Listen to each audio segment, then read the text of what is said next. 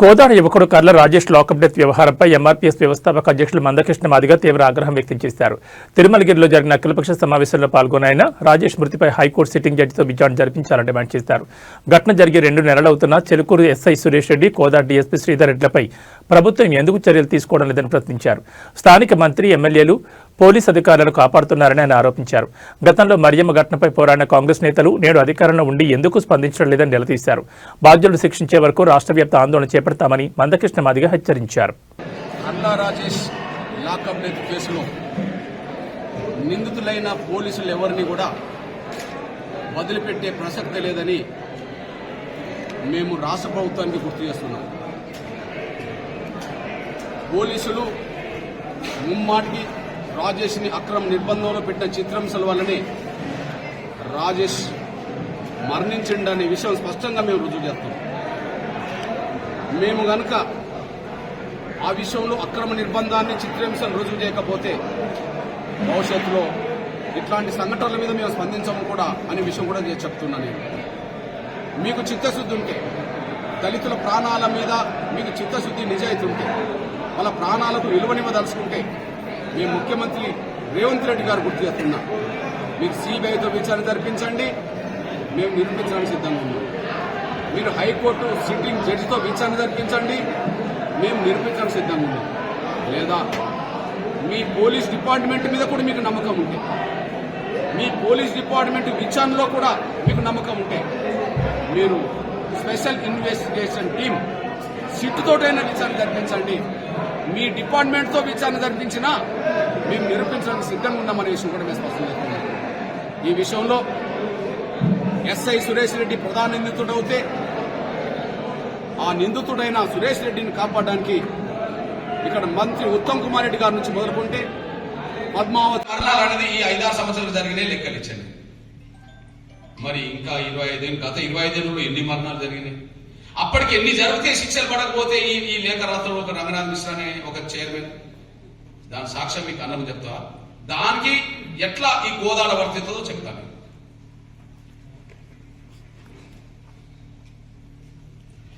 జాతీయ మానవుల కమిషన్ 1993 అక్టోబర్లో ఏర్పడిన వెంటనే దేశవ్యాప్తంగా జిల్లా స్థాయిలో ఉన్న శాంతి భద్రతల ఏజెన్సీలను కస్టడీ మరణాలు మరియు కస్టడీ అత్యాచారాలకు సంబంధించిన విషయాలను అవి జరిగిన 24 గంటల లోపు నివేదించాలని కోరింది.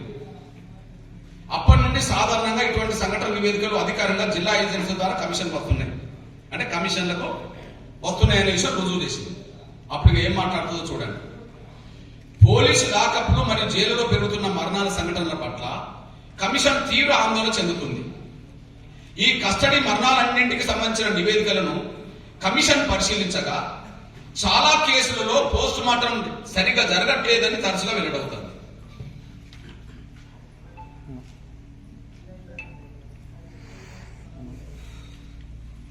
సాధారణంగా నివేదికలు అజాగ్రత్తగా తయారు చేయబడుతున్నాయి మరియు మరణానికి కారణం గురించి ఒక అభిప్రాయం రావడానికి అవి ఏమాత్రం కోర్టు ప్రాంగణంకి వెళ్లే సమయానికి అతన్ని పోలీసులు లేపి చెరోభుజం పట్టుకొని నడిపిస్తుంటారు.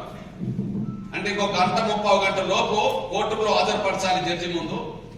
కానీ అప్పటికి తల్లి బంధువులు వచ్చే సమయానికి చెరోభుజం పట్టుకొని పోలీసులు నడిపిస్తుంటారు. సంపూర్ణ ఆరోగ్యవంతుడిగా ఉండబడి అతన్ని చెరోభుజం పట్టుకొని ఎందుకు నడిపించారు? ఆ తర్వాత అతను నడవలేని పరిస్థితిలో ఆడ బండ ఉంటే కూర్చున్నాడు. ఆ కూర్చున్న వ్యక్తిని ఇంకొక అర్ధగంట సమయానికి జడ్జి ముందు ఆధారపరిచే సమయానికి నిలబడలేకపోతే జడ్జికి అర్థమవుతుందని చెప్పి వెంటనే పోలీస్ అధికారుల ఆదేశంతో అక్కడి నుంచి పోలీసులు రాజేష్ తమ్ముడిని, రాజేష్ బంధువైన ప్రేమ్ కుమార్ అంటే మెడికల్ షాప్ పంపించి హైకార్డ్ అనే ఇంజక్షన్ తెప్పించి కోర్టు ప్రాంగణంలోనే కుడి చేయి నరానికి ఇచ్చేశారు. ఆ కుడి చేయి నరానికి ఇచ్చిన ఆ ఇంజక్షన్ ని అక్కడ చెత్తలో పడేశారు. ఆ చెత్తలో పడేసిన ఇంజక్షన్ మళ్ళా సమీకరించారు. ఆ సమీకరించబడ్డ ఇంజక్షన్, ఆ చెత్తలో పడేసిన సమీకరణకు సంబంధించిన ఇంజక్షన్ ని డీజీపీ ప్రదర్శించారు. ఇగో ఇది నేను మిమ్మల్ని అడుగుతున్నా సార్, 8వ తారీఖు నాడే ఫిర్యాదు వచ్చి 8వ తారీఖు నాడే కేసు నమోదై 9కి అరెస్ట్ చేసిన అంటున్నారు. 10 కానీ తప్పించుకోవడానికి అవకాశం లేని విషయాలను మనం ఎక్స్పోజ్ చేయడం వల్ల అంతిమంగా వాళ్ళ మీద కేసులు పడి కట్టుకొచ్చేసింది. ఈ నేపథ్యంలో ప్రారంభ దశలో 100కు 100 తప్పించుకునే ప్రయత్నం చేశారు. కానీ ఇప్పుడు తప్పించుకోవడానికి అవకాశం లేనప్పుడు కేసులు పెట్టారు. ఆ కేసులు పెట్టిన తర్వాత A1, A2 అదర్స్ అన్నాడు. ఇప్పుడు A1 అనేటైనా రెడ్డి, A2 అనేటైనా బీసీ.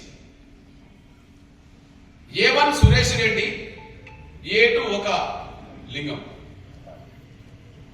బీసీ. A1 సస్పెండ్ కావాలి, A2 కూడా సస్పెండ్ కావాలి. కానీ A1 సస్పెండ్ చేశారు, A1 సస్పెండ్ చేయలేదు, A2 మాత్రం సస్పెండ్ చేశారు.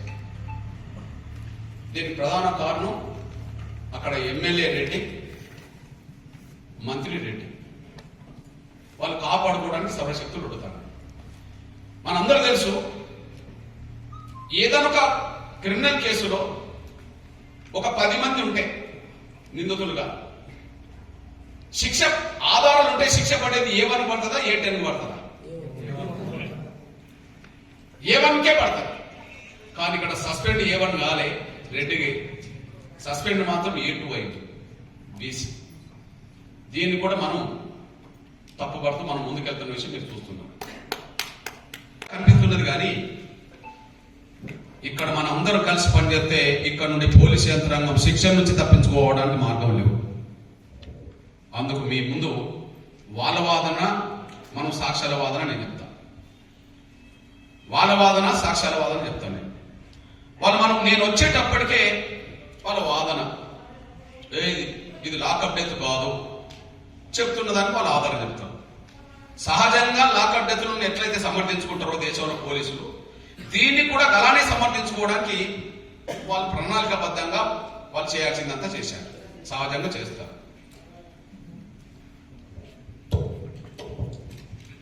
వాళ్ళ వాదన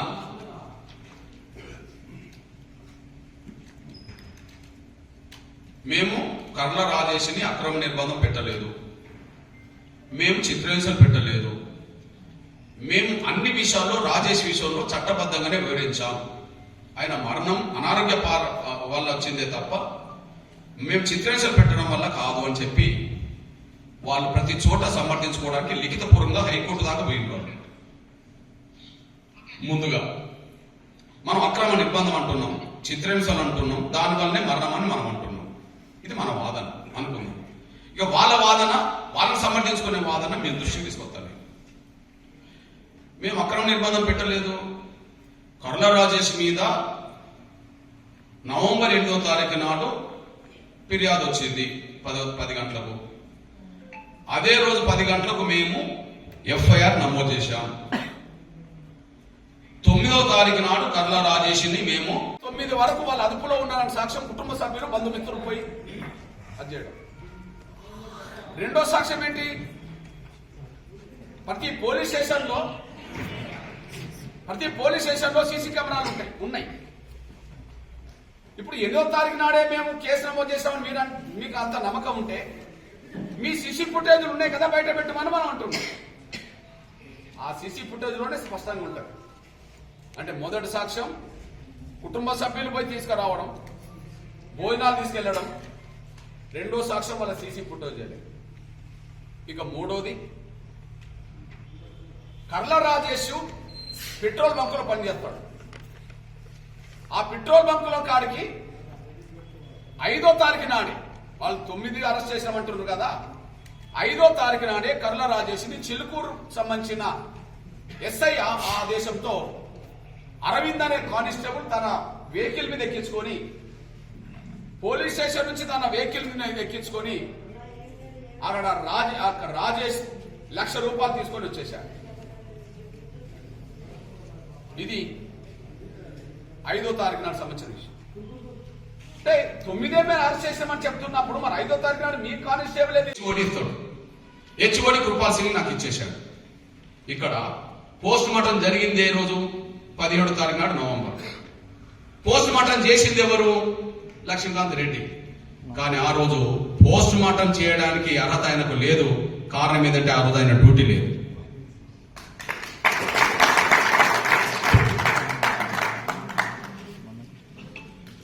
ఇది నవంబర్ 1 మొదలుకొని నవంబర్ 30 వరకు షెడ్యూల్.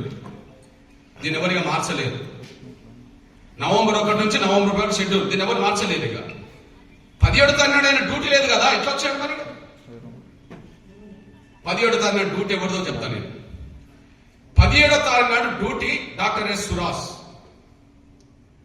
ఈ లక్ష్మీకాంత్ రెడ్డి డ్యూటీ ఎప్పుడున్నది? అంతకు ముందు 13వ తారీఖు నాడు ఉన్నది లక్ష్మీకాంత్ రెడ్డి. ఆ తర్వాత మళ్ళీ లక్ష్మీకాంత్ రెడ్డిది మళ్ళీ 19వ తారీఖు నాడు ఉంటుంది. 13 ఉన్నది, 19వ తారీఖు నాడు ఉంటుంది. కానీ 17 లేదు. 17 డ్యూటీ డాక్టర్ సురాజ్. మరి సురాజ్ స్థానంలో లక్ష్మీకాంత్ రెడ్డి ఎట్లా వచ్చాయి అన్నప్పుడు సురాజును రాకుండా చేయాలి.